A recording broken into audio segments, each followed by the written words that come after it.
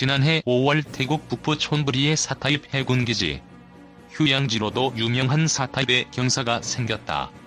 왕립 태국 해군 함정 푸미폰 아두냐데 탐의 입항식이 열린 것. 태국은 물론 한국에도 푸미폰함은 각별한 의미가 있다. 무엇보다 주목할 대목은 이 함정의 이름이 바뀌었다는 점이다. 한국의 대우조선해양 우포 조선소에서 태국 해군이 인수하고 2주일 동안의 항해를 거쳐 태국 영해로 들어갈 즈음 함명 변경이 알려졌다. 건조 직후 함명을 변경하는 것은 극히 이례적이다. 대우해양조선해 우포조선소에서 진수돼 태국 해군에게 인도된 후 한국 해역을 항해 중인 푸미폰함. 태국은 2주간의 항해로 자국에 도착한 직후 함명을 타치남에서 국민의 존경을 받는 푸미폰함으로 바꿨다. 푸미폰함은 중국산 함정들을 제치고 태군의 해군 최강 전력으로 운용될 예정이다. 중국과 동남아 수출 경쟁에서 우위를 점할 수 있는 계기로도 평가된다. 태국 해군으로서는 대우해양조선에서 건조한 이 함정이 두 번째 타치남이다. 1936년 일본 요코스카 우라가 조선소에서 건조한 1422톤급 구축함 타치남을 59년간 사용하다 1995년 퇴역시킨 태국 해군은 신여함을 도입하며 함명을 이어갔다.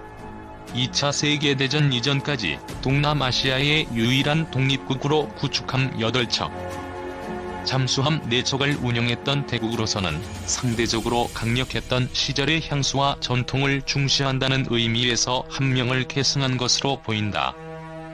지난해 말 대우해양조선에서의 건조식에서 한국 해군의 이지스 구축함인 2117함과 시범항해를 할 때도 함명 타치는 그대로 쓰였다. 그런데 연초 태국 영해로 진입하면서 함명이 바뀌었다. 푸미폰 아두냐데 탐으로. 푸미폰이 누구인가? 전국왕 라마 9세.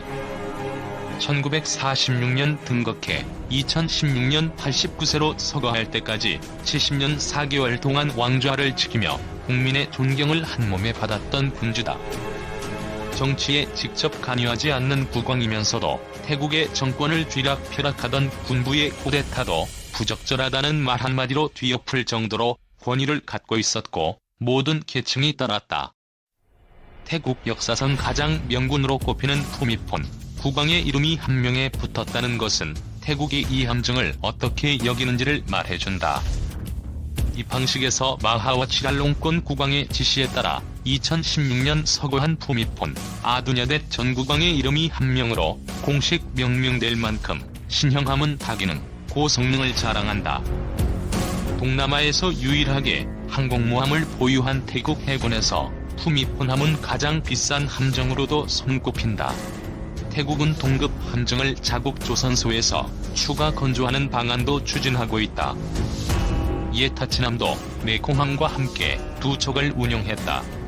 물론 추가 건조에는 예산 여건이 좋고 태국 해군에 정식 배치될 내년 초까지 푸미폰함이 각종 테스트에서 좋은 성적을 거둬야 한다는 전제가 붙어있다.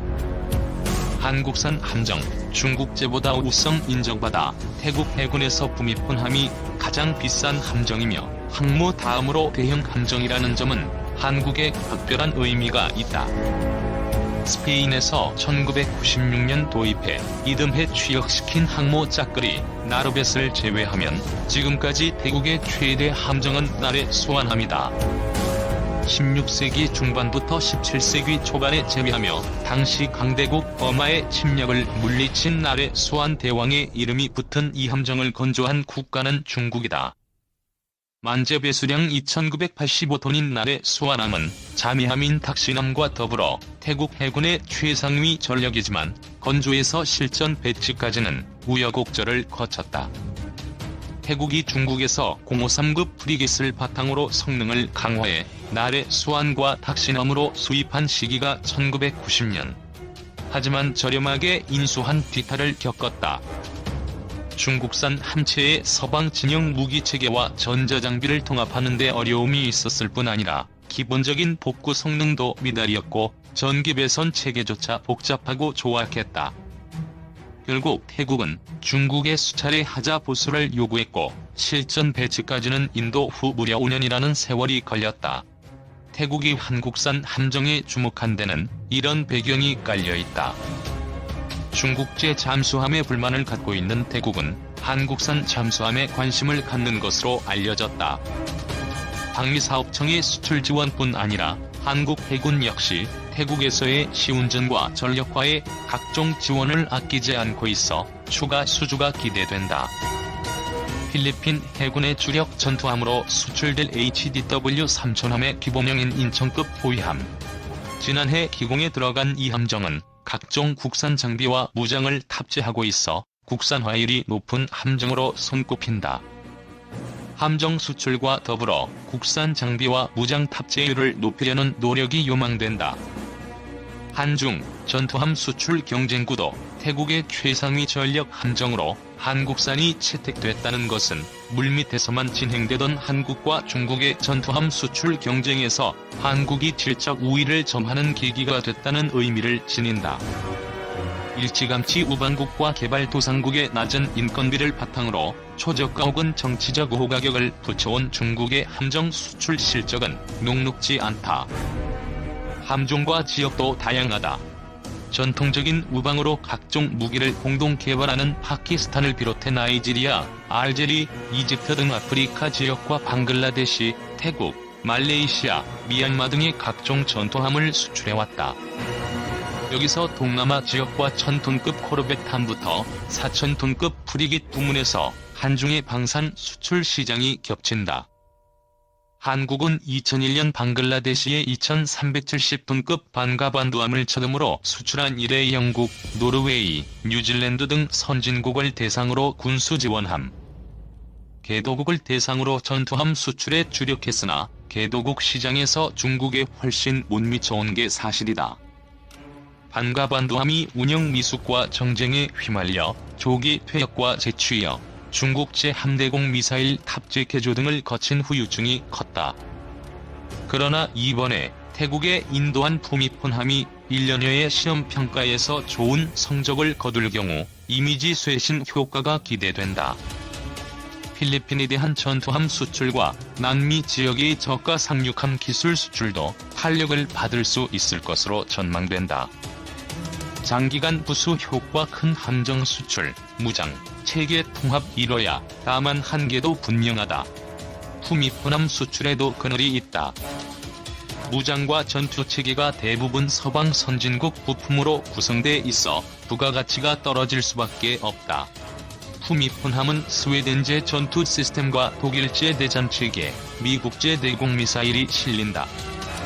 안승범 디펜스 코리아 대표는 개도국의 경우 한 번 도입한 함정은 최하 30년 이상, 50년까지도 운용한다며 함체뿐 아니라 전자장비와 운용체계, 무장까지 한국산으로 충족할 경우 중장기적으로 함정 수주 가격보다 훨씬 많은 후속 군수 지원을 수출할 수 있다고 말했다. 우리나라는 이미 국산 전투체계에 함대함, 함대지, 함대공 미사일과 각종 어뢰, 로켓형 어뢰까지 개발을 마쳤다. 필리핀에 수출될 호위함은 각종 국산 장비의 비중이 높은 것으로 알려졌으나 국산화율을 끌어올리는 노력이 필요하다. 수출 금융 지원과 분당국의 교육 훈련 등 부수 지원도 절실하다. 주로 프랑스와 독일, 네덜란드, 이탈리아 등 유럽 국가들에 동무되었던 중소형 수상 전투함 수출에 뒤늦게 뛰어든 한국 입장에서는 중국을 제치는 계기를 구조하는 과제를 안고 있는 셈이다. 다른 변수도 두 가지 있다. 첫째는 터키 등 후발 방산 국가의 추격. 브라질 차기 호위함 선정 사업에서는 유럽뿐 아니라 한국과 중국, 터키까지 각축전을 펼치고 있다. 두 번째 경계 대상은 일본. 군사 대국화의 행보를 노골적으로 보이고 있는 일본이 자위대에서 퇴역하는 함정을 수출 시장에 내놓을 가능성이 없지 않다. 일본 해상자위대 함정은 자국 고유의 시스템을 고집하기에 다른 나라가 쉽게 운용할 수 없다는 단점이 있지만 낮은 가격으로 내놓을 경우 잠재 시장을 잠식당할 여지가 크다. 천안함 피폭 10년 와신상담, 대잠 끝판 클래스로 무장한 전투함. 2010년 3월 26일 오후 9시 30분 백령도 남서쪽 해역의 칠흑 같은 바다를 초계 중이던 우리 해군 초계정 한 척이 굉운과 함께 공중에 떠올랐다. 1200톤에 불과한 작은 선체는 수중에서 일어난 엄청난 폭발로 인한 버블 제트를 견디지 못하고 공중으로 솟구치며 두 둥강이 났고 선실 내부는 아비규환으로 변했다. 피격된 초계함은 포항급 초계함 14번째 함인 천안함이었다. 천안함 피격 직후 해군은 자매함인 속초함과 보석정들을 사건 해역에 급파해 천안함 승조원 구조에 나섰다. 장병 58명이 구조됐지만 46명은 가족 부모로 돌아오지 못했다. 벌써 10년 전 일이 돼버린 천안함 폭침 사건이다.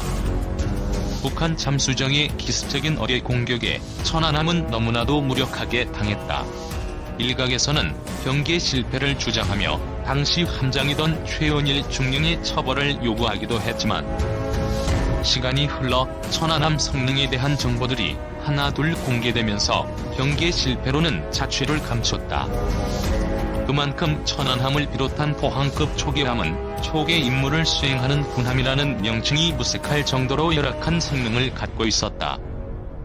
포항급 초계함의 성능이 떨어질 수밖에 없던 이유는 우리나라의 경제력이 충분치 못한 시대에 저렴한 가격으로 대량 건조할 수 있는 군함으로 설계됐기 때문이다.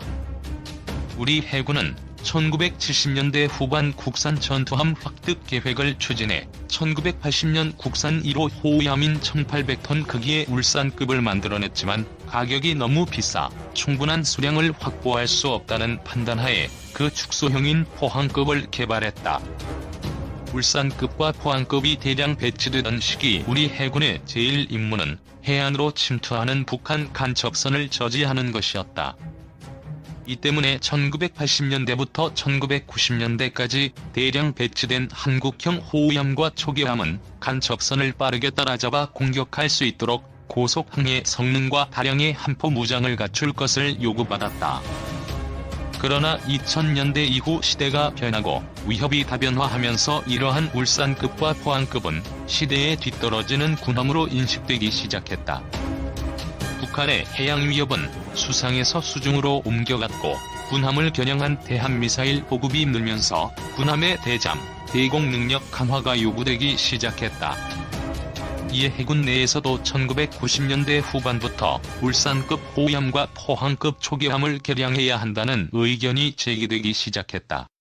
이 두 가지 군함의 대잠, 대공 능력은 현대전을 치르는 것이 불가능할 정도로 열악했기 때문이다. 울산급 호위함에는 PHS-32 모델, 포항급 초계함에는 ANSQS-58 모델 수중 음파 탐지기가 장착돼 있다. 다양한 소나 체계 가운데 가장 저렴한 제품군에 속하는 이들 소나는 현 기준에서 군용 소나라고 부르기 민망할 정도로 낮은 성능을 갖고 있다. 설상가상으로 한반도 근해, 특히 서해는 소나로 잠수함을 찾기 매우 어려운 수중 환경으로 악명이 높다. 소나는 음파를 이용해 수중 물체를 감지하는데 이 음파는 매질의 특성에 따라 그 전달 특성이 완전히 달라진다. 전달 특성이 달라진다는 것은 물속을 오가는 음파가 왜곡 또는 소실된다는 것을 의미한다. 이 때문에 서해에서 적이 잠수함을 잡아내려면 세계 최고 수준의 성능을 가진 소나를 다양하게 갖춰야만 한다. 그러나 울산급 호위함과 포항급 초계함에는 가장 저렴한 보급형 소나가 탑재됐다. 천안함이 속수무책으로 강한 이유는 세계 최고 수준의 대잠 장비가 필요한 해역에 세계 최저 수준의 대잠 장비를 갖고 들어갔기 때문이다. 천안함 비극이 있은 지 10년이 된 지금 해군은 와신상담의 심정으로 준비한 한국형 호위함으로 천안함 같은 구형 전투함들을 착실히 대체해가고 있다. 한국형 호위함 배치-1 사업의 결과로 6척의 인천급 호위함이 전력화됐고 현재는 인천급을 압도하는 성능을 가진 FFG2 대구급 8척이 하나둘 대비하고 있다. 인천급이 여러 면에서 부족한 점이 많았던 것과 달리 대구급은 우리 해군의 전력화되기도 전 해외에서 수출 문의가 쇄도하고 태국과 필리핀이 먼저 도입했을 정도로 우수한 설계를 자랑한다.